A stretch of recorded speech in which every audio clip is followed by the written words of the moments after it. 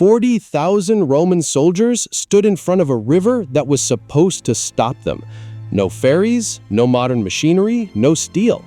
And instead of turning back, Julius Caesar did something so insane that even his enemies understood the message immediately. Rome can reach you anywhere. This wasn't just a river crossing. This was the Rhine, fast, deep, wide, and for many tribes beyond it, a natural wall that protected them from Rome. If you lived east of the Rhine, you believed that river bought you safety. Caesar wanted to destroy that belief. According to his own writing, he refused to cross by boat because he thought it was unsafe and, more importantly, beneath the dignity of Rome. That decision tells you everything about him. This was not just military strategy. This was theater, intimidation, and propaganda built out of timber. Now, imagine the scale of this. You're not moving a few scouts. You're moving a massive Roman field army, tens of thousands of men with officers, engineers, tools, animals, weapons, and supply support. Some modern retellings round that force to around 40,000 soldiers. Whether every one of them crossed at once or not, the point is the same. This was a huge operation, and the Rhine was not forgiving. And Caesar had no interest in quietly sneaking over. He wanted the tribes on the far side to hear the chopping of trees, the hammering of piles, the noise of Roman labor, and realize something terrifying. The thing protecting them was disappearing in real time.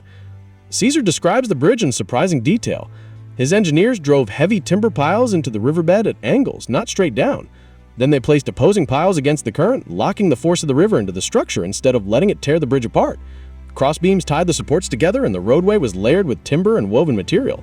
He also added defensive piles to break the impact of debris or enemy attacks floating downstream. That's what makes this story so good. It's not just Romans built bridge, Romans crossed river. It's that they understood engineering well enough to make the river itself work against anyone trying to destroy the bridge. The stronger the pressure, the tighter parts of the structure held together, at least according to later explanations of Caesar's design. And the craziest part? From the beginning of timber collection to completion, Caesar says it took 10 days, not months, 10 days. This is where the story becomes bigger than a bridge. Caesar did not cross the Rhine because he needed land on the other side. He crossed because he needed fear on the other side. Rome's enemies had treated the Rhine like a shield. Caesar turned it into a stage. He marched over, showed that Roman power could pass wherever it wanted, burned settlements in hostile territories, supported allied tribes, and then left after proving the point. He says he stayed across the Rhine for 18 days before returning to Gaul and destroying the bridge himself. Think about that. He didn't just cross. He crossed, made sure everyone noticed, and then erased the bridge on his own terms. That is a psychological operation as much as a military one. And honestly, that's the real lesson here. People remember Rome for its weapons, but Rome dominated because it could combine discipline, logistics, engineering, and symbolism better than almost anyone else in the ancient world.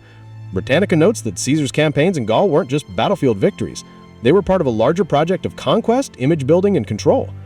A sword can win a fight, but a bridge like this? A bridge tells the enemy their map no longer protects them. That's why this moment still matters. Because Caesar didn't just move an army across a river. He moved an idea across it. There is nowhere Rome cannot go. So no, the best version of this story isn't Romans crossed a river in 48 hours. The real story is better. In 10 days, Julius Caesar's army built a bridge across the Rhine, crossed into hostile territory, stayed long enough to send a message, and tore the bridge down when the message was delivered. And 2,000 years later, we're still talking about it.